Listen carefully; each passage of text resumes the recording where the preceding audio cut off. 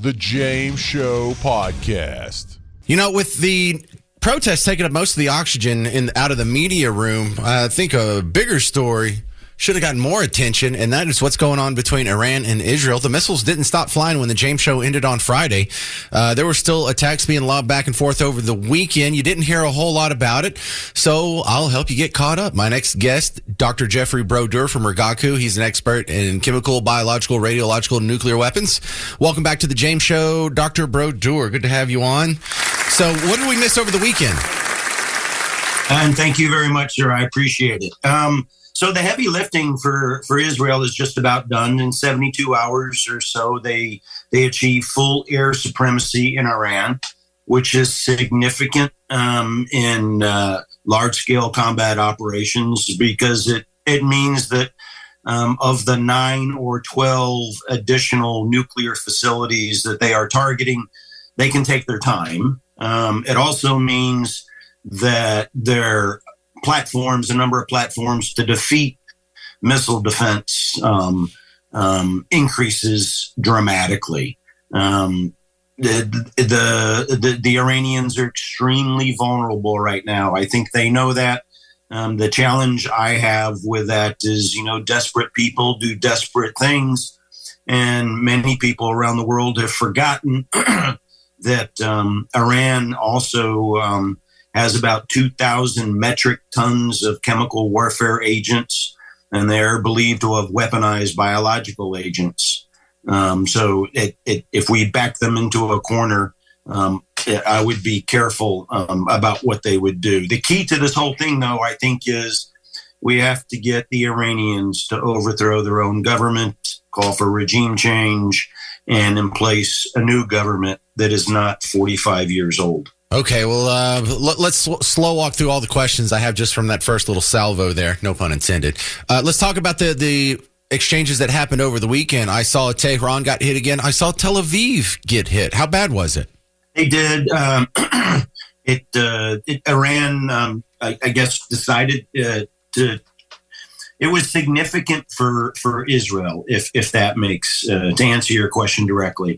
And the reason why is because the Iron Dome doesn't cover down on missiles. The trajectory of a missile is much different from a rocket or a mortar. And so the Iranians overwhelmed the missile defense system covering down on the city of Tel Aviv. And so a number of missiles were able to get through, is the bottom line on that. Well, how much longer can Iran keep this up? Yeah, so they don't have much of a sustainability capacity, to answer your question. The second is, now that Israel has full air supremacy, just about every fighter that's in the air now has the ability. Those are all different platforms to take down missiles that are launched. So, and the other thing to remember is the key to eliminating a missile offense is as soon as those missiles deploy, you target the launchers so that they run out of launchers before they run out of missiles, and then they have a bigger problem. All right, we're talking with Dr. Jeffrey Brodeur from Rigaku. Let's talk about the scenario you mentioned where the Ayatollahs are removed or they're kicked out of power. The big scary part is who fills the power vacuum. So I will tell you that my understanding is that the leaders in Iran are isolated from the rest of the public. The median age in Iran, I think, is about 34 years old. And many of the educated were educated in Western Europe or the United States back in the 80s. In fact, one of my best friends, as I went to university in San Antonio, was from Iran. I don't think we have the same problem set as we do with Russia and Putin. Iran is different. The other thing that I think we have on our side is I would fully expect their neighbors to make this a Middle East solution. In other words, the Saudi Arabia, the Bahrains, the Qatar, the UAE will all bond together. There's plenty of money. There's plenty of opportunity for that country and nation state. I think this very well could off-ramp into a Middle East solution. with a very, very bright future. Well, Dr. Brodeur, one rumor I heard over the weekend that they might bring back the son of the last Shah of Iran. And I don't know if that's a good idea. What are we going to go back to a monarchy? Why is this in the rumor mill? Yeah, I would keep it in the rumor mill. That doesn't sound like a good idea to me. Right. All right. Dr. Jeffrey Brodeur, now that we've had a whole weekend to digest this, do you feel like this is just going to be Iran getting slapped down over the next week or so, or are we starting the next big war? No, I don't think so. I think Israel, again, within 72 hours, had things basically under control. They can now chisel away at the nuclear weapons facilities. And, there are two things that led up to this that are not spoken well or often enough, I think, is that, this whole road to war started about March 8th or March 7th when President Trump sent a letter to the Ayatollah saying, we'd like to have a peaceful solution, but you only have 60 days. That expired about May 8th. And then on June 11th, hindsight's always 2020, right? Right. June 11th, the Secretary of Defense initiated a voluntary departure for dependents, in other words, family members of active duty service members, for the countries of Bahrain, Kuwait, and United Arab Emirates. That was a key indicator to take note of. And then on June 12th, the first time in 20 years, the United Nations IAEA published a report claiming that Iran is not complying with its nuclear non-proliferation treaty obligations. And then less than 24 hours after that was the launching of Operation Rising Lion. So as we take a look at the recent history, it's easy to connect the dots and see how it took off. And I think this is going to be hopefully a relatively less violent ending. I think once Israel is able to neutralize those nuclear facilities, I think once the young in Iran observe and take advantage of the opportunity to have a new government and the community and the local, the regional and the international communities support them, hopefully in about 12 to 18 months, we could have a new picture of Iran. So you mean the Ayatollah is not being in power? Yeah, I think they'll bury him.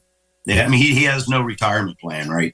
They'll end up burying him. Well, there could be exile, but that's I guess that's far beyond my pay grade. So actually, I actually did read a report of our discussions with personalities for Russia.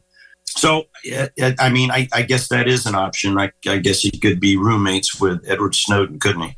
Well, didn't they just exile someone else that got kicked out? Oh, yeah, the Syria guy, Assad. He just got sent to exile. I think that might be my most recent blueprint I would look at. Sure. All right. Absolutely right. Well, good talk there. Thanks for the updates. I missed a lot of that over the weekend, and your expertise very appreciated on the James Show. It's Dr. Jeff. Can I bring up one more thing for you? Yeah, we got 30 seconds. So the one thing you didn't cover were the two Chinese scientists that got caught bringing a fungus into the United States. I heard about that last week. Give me the inside scoop on these Chinese that were caught smuggling in mushrooms. No, it's a fungus. Two Chinese nationals, 133, 134, were smuggling a biological pathogen, Fusarium graminearum, which targets, and this is key, wheat, barley, maize, and rice. On the surface, it doesn't smell like much of a problem. The challenge is that it is devastating on all four of those plants. And the wheat, the barley, and the maize are all traded on the Wall Street futures market. So we call this a biological agent attack on the economy. Once you've got widespread infection in your crops, then you are barred from exporting crops until you can confirm that you've remediated the problem. But then, the mom and pop farms are like a 20 or 30 year ago idea. So are ranchers. Most of these are large conglomerate companies that do businesses with banks. And so Who floats the banks? The taxpayer does. Who's affected by Wall Street and the futures market? Anybody who invests in the stock market is. So this could have ended up being a multi-million or multi-billion attack on the economy. Two people bringing over a single fungus. So was this more about interrupting our food supply or crashing our economy? So traditionally, I don't know their intent, but this pathogen is the perfect tool for an attack on the economy.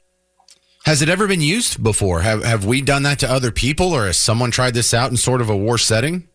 It has been used by a number of countries. I know in the Pacific Rim, I will tell you that economists assign billions of dollars in economic damage to this one fungus every year.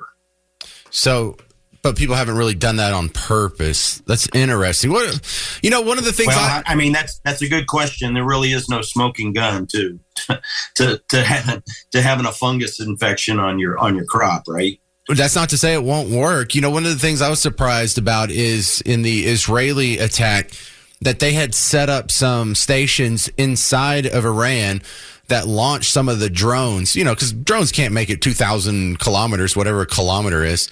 I just know that's the difference between Israel and some of their targets in Iran. So they had to go in and clandestinely, under the nose of the Iranians, set up these entire secret drone distribution bases. And I was thinking, wow, someone's probably doing that to us right now. Yeah, that's the challenge with not securing your border. I absolutely agree. In terms of our own homeland security, the one thing that we should be cognizant of right now, as long as that conflict continues, is we really, really, really need to protect our Jewish citizens. There are some people not playing with a full deck of cards who are going to use this, just like they did the Israel Palestinian movement, as a reason to motivate them to commit criminal acts against our Jewish citizen and residents. Well, yeah, and it's already happened. The guy with the makeshift flamethrower. You had the guy that shot the two Jewish diplomats outside of the museum in D.C. So yeah, that's a great thing to remember. All right, Dr. Jeffrey Brodeur from Rigaku, thank you very much again for your expertise. Thank you, sir. Good day. Thank you. All right, learned a lot there. David Hamilton's our next guest from the National Security Economic Center at UNT. And David, I guess they just don't think that this is going to last very long, or this is World War III popping off. The news seems quite bored with this after the first 48 hours. Yeah, the stock market is probably the way to go, and the energy markets are a way to look at it. They've calmed down, so that tells you that they're feeling better about it. All the money is always a good idea. And it's interesting, though. It seems like we've got a problem. We've got a solution maybe for misinformation. The Israelis have bombed, the Iran state TV. Maybe that's what we need to do. Oh, but not your show, sir. Sorry. I see what you did there. I did see that viral video of they were live on TV when the bombs were hitting, and that's probably good for ratings. I'm not asking anyone to bomb WBAP, but if I stayed on the air through that would probably be some pretty exciting radio. Yeah, you'd be like the guy in the hurricane, right? Yeah, pretty close to it. So I'm starting to also get the feeling, I don't know like you do, David, but I'm getting the feeling that Iran's capabilities to continue lobbing missiles back at Israel, it feels like it's going to run out soon. Absolutely. The Israelis have done a really good job of taking out the missile threats and their airspace. They do control the skies, which is incredibly important. America has helped knock down some incoming threats. And so that's pretty well buttoned up. What's really important, though, is the neighboring countries are not upset that Iran is being attacked or retaliated against. And it's because they really do see Iran as a greater threat. They don't see Israel as threatening them in any way. Israel has no colonial or, it doesn't want to be an empire. It doesn't want to expand. It wants to stay within its borders. And countries like Qatar, Saudi Arabia, et cetera. And that's what caused the Abraham Accord between Egypt, Israel, Saudi Arabia. They saw Iran being religious zealots, theocrats, as being the real threat in the area, not the Israelis. There's certainly antipathy between the Arab states and Israel that goes back thousands of years. But none of those countries view Israel as a threat, nor do they view that Israel is actually committing something akin to genocide at all. Well, who does care? Is there another like Shia state that is going to take up for them? There isn't. Generally, the enemy of my enemy is my friend idea applies, and because Iran has been anti-Israel and has been attacking them through Hamas and its surrogates, they have been friendly to them.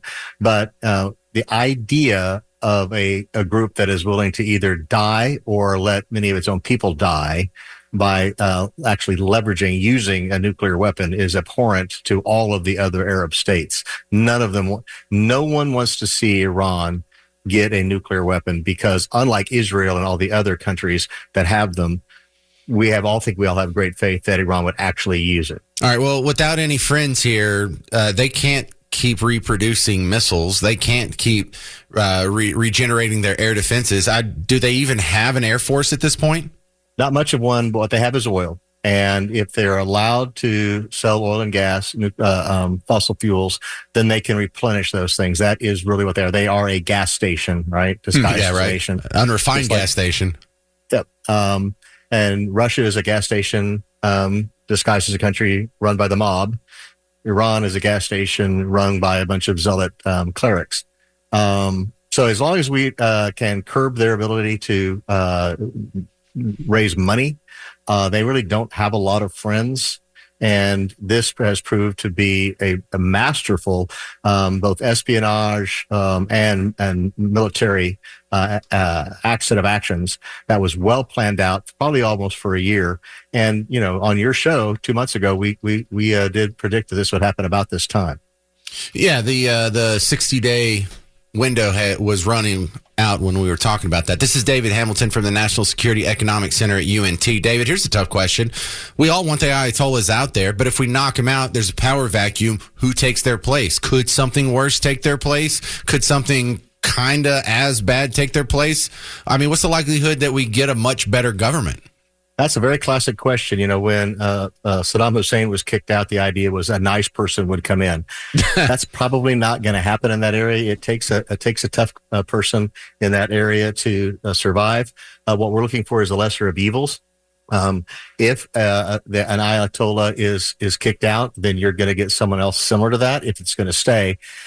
I don't have a lot of faith in a truly democratic society where women, minorities, and others, dissidents are allowed to have a voice. It is a completely autocratic, very incredibly toxic culture. Unless the groundswell comes up from the people themselves and they take over, we can't nation build, kick somebody else out, put somebody in, and hope that they're going to be sweethearts. All right, we're talking with David Hamilton here. Let's try and do another impossible prediction here. How long does this last? I feel like Iran's going to have to come to the table within 2 weeks. No, they never have to come to the table. This, I don't think, will ever end. This is not a preemptive strike. This is not a retaliation. This is a continuation of a war that has started in 1948 when Israel was first created. This war, as long as these ideologues have breath, will continue forever.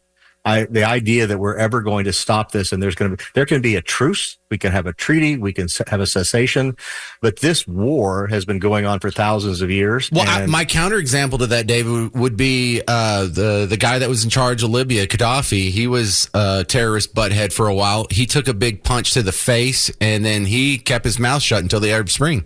But he was not a zealot. He was a despot who only cared about himself. He had no real cause, no real set of, sort of a moral high ground. He had a bunch of pretty women that fought for him, right? He was, he had a fighting harem. He was a crazy, a tough man, but he was not a true zealot. And so that is the difference. True theocratic zealots will probably never give up this fight.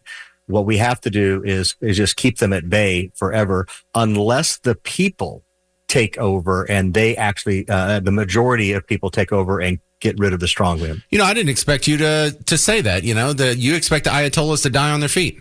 Yeah, well, they'll let everyone else die on their feet. They're very happy to martyr everyone on the else. They want to live to be a ripe old age of 100 and something. They all have long beards, right? All right. No, all makes sense. There, David Hamilton, National Security Economic Center at UNT. Appreciate your time, sir. Thanks for coming on. Thank you. All right, coming up next, Dead or Alive. We're playing for 2 tickets to see Luke Bryan at the Dos Equis Pavilion this Friday, June 20th. You can get tickets at livenation.com, or you can call in right now. 800-288-9227, 800-288-9227. We're playing Dead or Alive with the top TV shows of 1983. Next, it's News Talk 820 and 93.3 FM, WBAP. Now, it's my buddy Bob Lavelle, Home Marketing Services. Listen, getting in a home isn't just something because, well, it could be cheaper than the rent you're paying. It's also after you pay all these payments for a few years and you have to move, you get to take a big pile of cash with you. And Bob Lavelle, a lot of people are finding out this is the one way that you can start building wealth is owning your home. You know, we talked about that a little bit last week, and after that conversation, a lady called me named Catherine, and Catherine listens to you pretty regularly. She's going to come in and see us on Wednesday because that's when we actually visit with clients to answer their questions face-to-face. And it was interesting because she said she was, I won't give exact, but in her mid-50s, and she's never owned a home. Wow. And a friend of hers who did own a home just sold it and cashed out to get another home. She said she had more in her home equity than she did in her 401k after working for the same place for 25 years. And she thought, if my friend can do it, I should be able to do it. So when she comes in Wednesday, hopefully we'll be able to tell her, yes, you can do it, Catherine. And the way to find out is make that phone call. And we had one, you and I talked about this so many times. The hardest part is making the call. You know, that's what takes the courage. Someone called a week or so ago and said, this is my courage call, and hung up. Well, I used the caller ID to call her back. Said, hello, Courage. You know, now I'm going to follow up with Courage and say, Courage, you know, after our talk last week, yes, that's the hard part, make the phone call. The second hard part is come into the doggone office, okay? So talk to your husband, come on in, let's find out. All right, if you're already paying $1,500 a month in rent, or definitely $2,000 or more, you're killing yourself with this rent stuff. You've got to get in the home ownership game, and you've got to call Bob. 972-392-9595. 972-392-9595. Go to blessyourheart.com or call my friend Bob, and he'll get you started on owning a home. 972-392-95. It's easier than you think. Thanks, Bob. Thank you, James. The James Show Podcast.